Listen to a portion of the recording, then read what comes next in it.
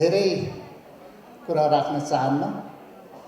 आज मलाई यत्रो भाइ बहिनीहरू देशको एउटा कर्णधारहरूको अगाडि, देशको भोलिका लिडर्स, भोलिका एकदमै सशक्त लिडरहरूको अगाडि केही शब्द केही बोल्न पाउँदा अत्यन्त खुसी लागेको छ। म अघि सुनिरहेको थिएँ, वास्तवमा तपाईहरुको जुन एज 12 क्लास पढेपछि त्यसपछि तपाईहरुको करियरको सुरुवात भएको छ, भर्खरै सुरुवात भएको छ। अब कता जाने भनेर तपाईहरु आफ्नो भविष्य खोज्दै हुनुहुन्छ। हिजो हाम्रो पालोमा आईएससी 12 क्लास भन्ने पनि थिएन। प्लस आईएससी सकिसकेपछि त्यसपछिको फर्दर स्टडीको लागि नेपालमा धेरै कलेज थिएन। इन्जिनियरिङ कलेज पुल्चोक एउटा थियो, केयु भन्ने पनि थिएन। त्यसपछि हामीले खोज्नुपर्ने विदेशतिरै जानु पर्थ्यो। लिमिटेड सिट हुन्थ्यो, धेरै कम्पिटिसन हुन्थ्यो, धेरै अप्ठ्यारो थियो। हामीलाई त्यो खोज्न, त्यो एक्जाम दिँदै कम्पिटिसन गर्दै जानलाई धेरै अप्ठ्यारो थियो। तर आज तपाईहरुको घर घरमा कलेज आएको छ, तपाईहरुलाई खोज्न कलेज आएको छ। हरेक ठाउँबाट अहिले यति धेरै कलेज भएको छ। इन्जिनियरिङ गर्नुस्, डाक्टरको लागि भन्नुस्, मेडिसिन गर्नुस्, हरेक क्षेत्रमा म्यानेजमेन्ट गर्नुस्, यति धेरै कलेज, त्यो पनि क्वालिटी एजुकेसन दिने कलेजहरू यति धेरै आएको छ। त्यो वास्तवमा 46 सालपछिको एउटा ठुलो उपलब्धि नै मान्नुपर्छ यसलाई। यो ठुलो उपलब्धि हो। तपाईहरुलाई अब करियर कसरी जाने भनेर सिकाउनलाई पनि कलेज आइरहेछ। यो एकदमै राम्रो विषय हो। तपाईहरु भाग्यमानी भन्नुपर्छ। अब मैले बोलिरहँदाखेरि तपाईहरुले अघि मेरो नाम लिनासाथ ताली बजाइरहनु भयो।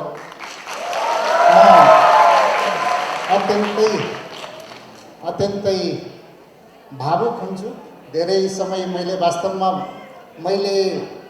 आफ्नो करियर सुरु गर्दाखेरि म एउटा सानो गाउँको स्कुलबाट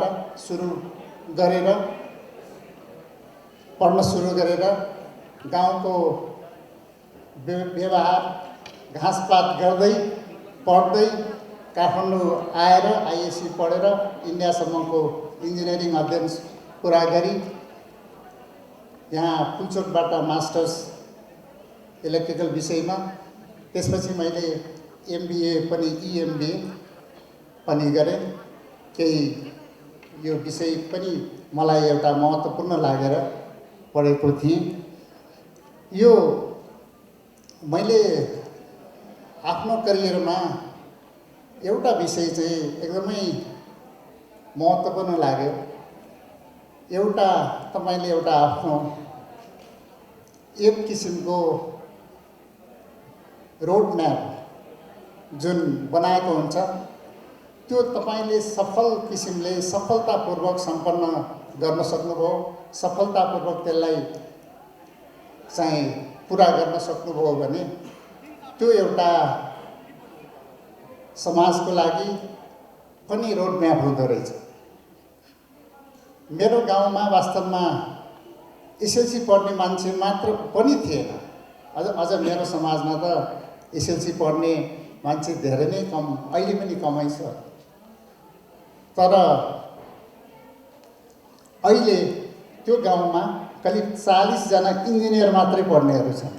किनभने मैले इन्जिनियरिङ पास गरिसकेपछि त्यहाँ चाहिँ धेरैले इन्जिनियर डाक्टर पढ्नेतिर लागे र 40 जना चाहिँ इन्जिनियर त्यो सानो गाउँमा इन्जिनियर पढ्ने मात्रै छन्। त्यसले पनि तपाईले एउटा बाटो देखाउनु भयो भने त्यो बाटोमा लाग्ने मान्छे चाहिँ धेरै हुँदो रहेछ भन्ने चाहिँ प्रमाणित गर्छ। अब अघि म्यानेजमेन्ट र लिडरसिपको कुराहरू आइरहेछ। अब विद्युत प्राधिकरणमा आएर मैले धेरै चमत्कारको विषय गरेको होइन। एउटा जिम्मेवारी पुरा गरेको हो। हामी हरेक व्यक्तिले आफ्नो जिम्मेवारी पुरा गर्नुभयो भने देश सुन्दर हुन्छ। जिम्मेवारी मात्रै पुरा गर्नु। तपाईँ अहिले म धेरै जसो म्यानेजमेन्ट र लिडरसिपको विषय कुरा गर्दाखेरि म्यानेजमेन्ट भनेको गेटिङ थिङ्स डन। लिडरसिप चाहिँ भनेको चाहिँ के हो भने leadership is making people happy prospects. अब पिपल ह्याप्पी बनाउनलाई के गर्नुपर्छ त भन्दाखेरि तपाईँहरू पनि एक किसिमको लिडर हो। तपाईँहरूले आज राम्रोसँग पढ्नुभयो भने तपाईँको परिवारमा तपाईँको प्यारेन्ट ह्याप्पी हुन्छ, तपाईँको समाज ह्याप्पी हुन्छ। राम्रो चाहिँ पढेर एउटा राम्रो चाहिँ विज्ञ भएर निस्किनु भने देश ह्याप्पी हुन्छ, देशलाई ह्याप्पी बनाउन सकिन्छ। त्यो भएको हुनाले अरूलाई ह्याप्पी बनाउनु लिडरसिप हो। त्यो सबैमा कर्पोरेट लिडरसिपमा भन्नुहोस्, हरेक क्षेत्रमा यो लागु हुन्छ। राजनीतिक क्षेत्रमा पनि त्यही हो। अहिले हामी धेरै कम्प्लेन गर्छौँ, धेरै कुराको कम्प्लेन गर्छौँ, तर आफूले के गर्ने भन्ने चाहिँ हामी धेरै बिर्सिन्छौँ। त्यो चाहिँ हामीले आजको समयमा धेरै मनन गर्नुपर्ने विषय चाहिँ त्यो हो। कम्प्लेन गर्ने भन्दा पनि आफूबाट परिवर्तन सुरु गरौँ। तपाईँ आफ्नो व्यवहार, आफ्नो आचरण र आफ्नो जुन काम गर्ने शैली हो त्यसबाट परिवर्तन गरौँ। तपाईँ समाज परिवर्तन गर्न सकिन्छ, देश परिवर्तन गर्न सकिन्छ। त्यो परिवर्तन आफैबाट सुरु गर्नुपर्छ। अब मैले विद्युत प्राधिकरणमा आएर तपाईँहरूले भनिराख्नु भएको छ, देखिराख्नु भएको छ, सायद तपाईँहरू 8-9 क्लासमा हुनुहुन्थ्यो होला त्यो बेला। लोड सेडिङ अन्त्य भयो। यो लोड सेडिङ अन्त्य हुँदै गर्दाखेरि हामीलाई ठुलो च्यालेन्ज थियो। विद्युत प्राधिकरणमा आएर लोड सेडिङ अन्त्य गर्न सकिन्छ सकिँदैन भन्ने ठुलो च्यालेन्ज थियो। त्यो च्यालेन्जलाई देशभरि अन्त्य गर्छु भनेर हामी एकैचोटि लागेको भए त्यो सम्भव थिएन। काठमाडौँबाट सुरुवात गऱ्यौँ र आम पब्लिकको मन जित्ने कामबाट हामी सुरुवात गऱ्यौँ। सायद तपाईँहरूले पनि त्यो बेला सुन्नुभयो होला। तपाईँहरूले हामीलाई यो सहयोग गर्नु पर्यो भन्दाखेरि त्यो साना भाइ बहिनीहरूले पनि बेलुकाको समयमा यसरी बाल्नु हुँदैन रहेछ भनेर यो घर घरमा त्यो एउटा क्याम्पेन चल्यो। त्यो चाहिँ के हो भने लोड सेडिङ अन्त्य अहिले सजिलो हिसाबले अहिले व्याख्या गर्ने गरिन्छ, त्यो थिएन। त्यो साइकोलोजिकल पार्ट, यो आम पब्लिकको कन्ज्युमरहरूको साइकोलोजिकल पार्ट चाहिँ लोड सेडिङ अन्त्यमा ठुलो कन्ट्रिब्युसन थियो। त्यो साइकोलोजिकल पार्ट चाहिँ हामीले सुरुवात गर्दाखेरि त्यहाँबाट सुरुवात गऱ्यौँ। काठमाडौँको लोड सेडिङ अन्त्य गरेर त्यसपछि हामीले पब्लिकसँग कनेक्ट भयौँ, पब्लिकसँग कम्युनिकेट भयो, टु वे कम्युनिकेसन भयो। यसरी लोड सेडिङ अन्त्य गर्न सकिन्छ भनेर हामी अगाडि बढ्यौँ। वास्तवमा इन्भर्टर र ब्याट्री मात्रै करिब 500 मेगावाटको इन्भर्टर र ब्याट्रीको मात्रै लोड थियो काठमाडौँमा। जति लोड सेडिङ हुँदै थियो त्यति नै लोड सेडिङ बढ्दै गर्थ्यो। किनभने आज भोलिदेखि पेट्रोल आउँदैन भन्यो भने पेट्रोल पम्पमा लाइन लागे जस्तै हो लोड सेडिङ। त्यस्तो अवस्था थियो। इन्भर्टर र ब्याट्री एडिसनल लोड थप्दै जान्थ्यो, त्यसमा लस हुन्थ्यो, अरू पनि लसहरू थप्दै जाँदाखेरि लोड सेडिङ थपेकै हुन्थ्यो।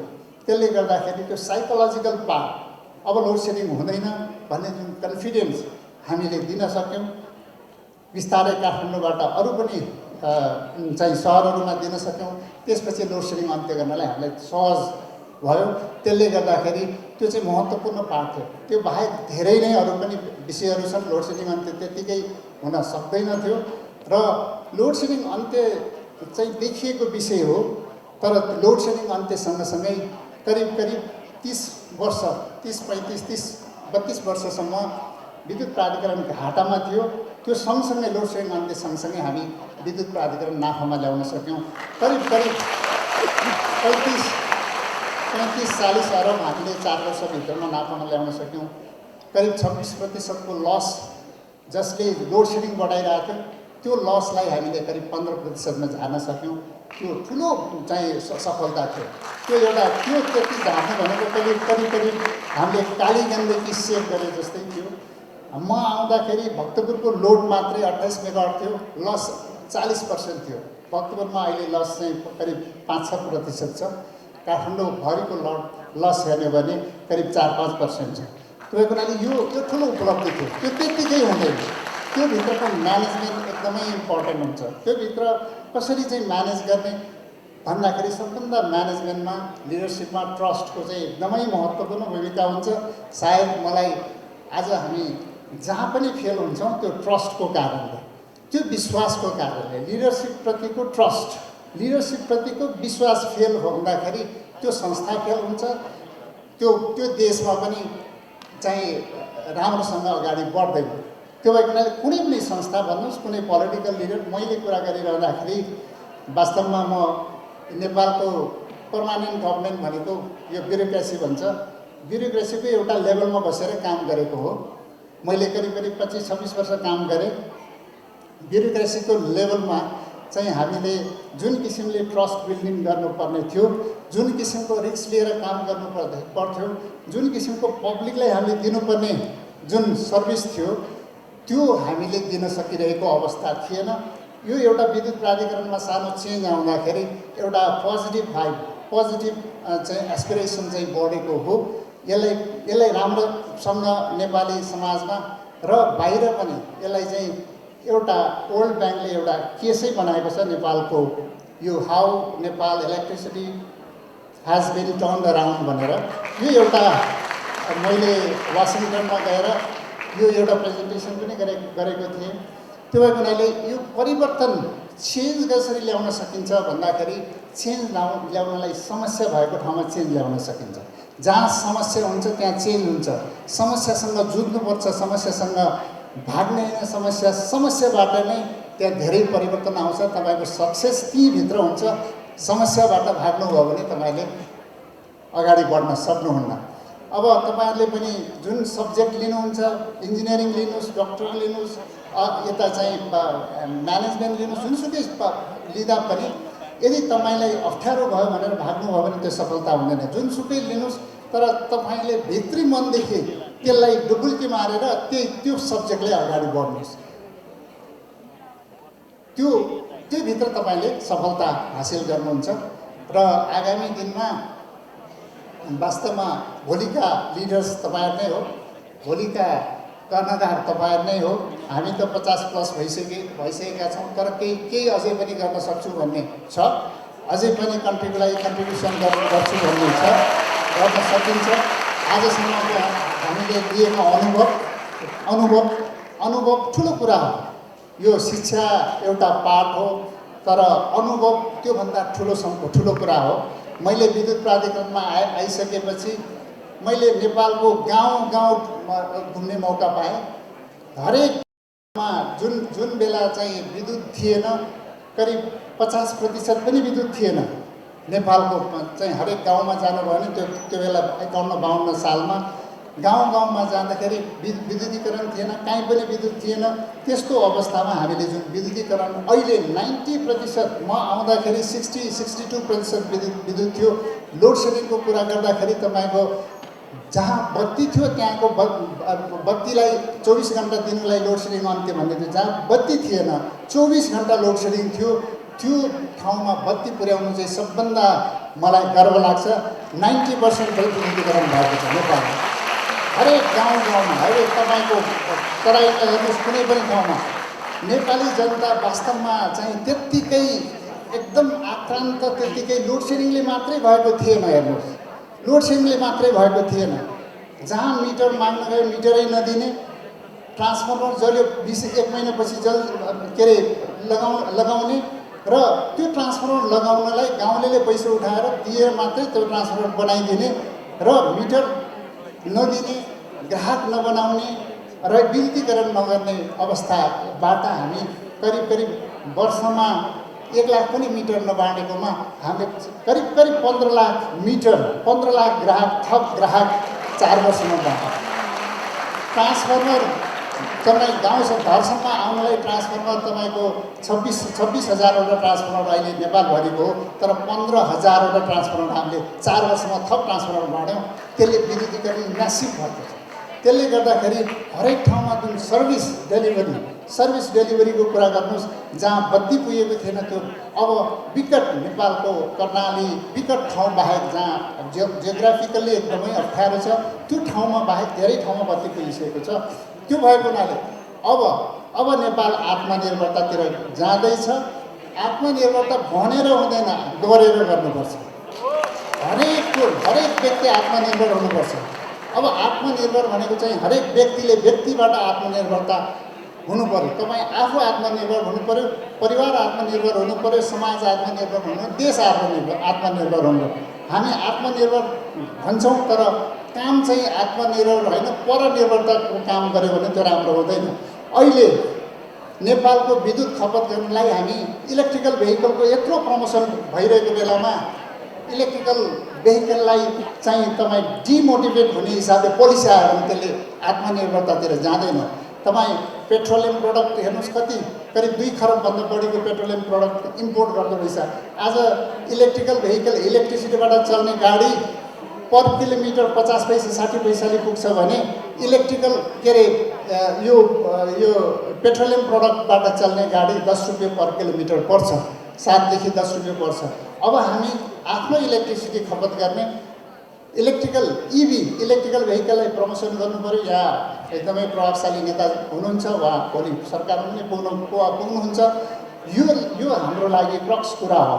अब लोड सेडिङ होइन, हाम्रो विद्युत खपत गर्नु पर्यो। गाउँमा बत्ती पुगेको छ, गाउँमा अहिले चाहिँ बोकेर चाहिँ तपाईँको ग्यास लगिरहेछ, ग्यास बालिरहेछ भने त्यसको विकल्पमा अब इलेक्ट्रिसिटीबाट इन्डक्सन कुकिङ बाल्नु पर्यो। त्यो हाम्रो लागि आत्मनिर्भरताको कुरा हो।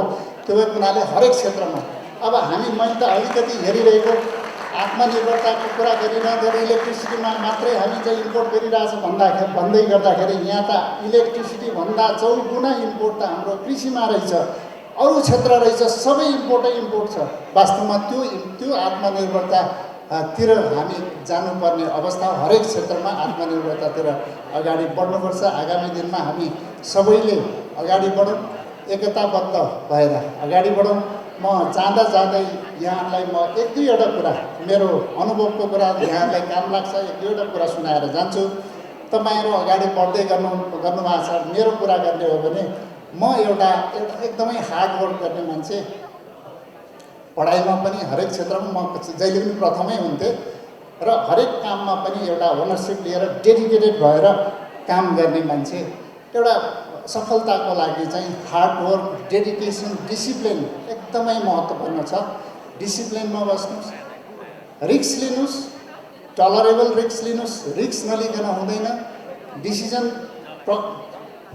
गर्ने ठाउँमा पुग्दाखेरि डिसिजन गर्नुहोस्, डिसिजन गरेन भने तपाईँको अगाडि बढ्दैन।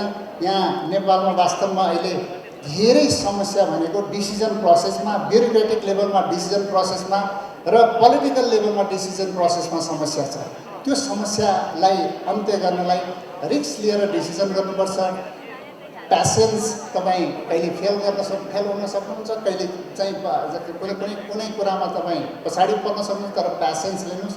मेरो कुरा गर्ने हो भने म चिलिमे हाइड्रो पावर कम्पनीबाट फिर्ता विद्युत प्राधिकरणमा आइरहँदाखेरि 1.5 वर्ष म चाहिँ बिना कुर्सी टेबल डाइरेक्टर जस्तो मान्छेलाई बिहान र बेलुका हाजिर गरेर हिँड्न लगाएको अवस्था पनि, त्यो बेला मैले जागिर छोड्न पनि लागेको थिएँ।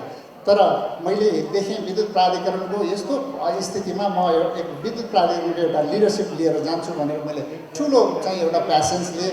विद्युत प्राधिकरणको कार्यकारी निर्देशक भएपछि एउटा कन्ट्रिब्युसन गर्ने ठाउँमा तपाईँलाई पोजिसन नभइकन, त्यो ठाउँ नभइकन पनि फेरि त तपाईँको चाहिँ एक्सपोजर, तपाईँको आफ्नो जुन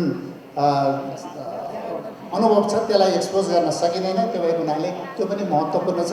यति भन्दै म तपाईँहरू आफ्नो हरेकले आफ्नो व्यक्तिगत रूपमा तपाईँ आफू चेन्ज हुनुहोस्, आफू परिवर्तन हुनुहोस्, आफू सफा रहनुहोस्, अरू सफा हुन्छ। आफूबाट परिवर्तन सुरु गरौँ र हरेकले चाहिँ आफूबाट परिवर्तन सुरु गर्यो भने यो समाज परिवर्तन हुन्छ, देश परिवर्तन हुन्छ, हामी सबैको भलो हुन्छ, हामी कल्याण हुन्छौँ, समृद्ध हुन्छ। समृद्ध नेपाल यसैमा छ। धन्यवाद।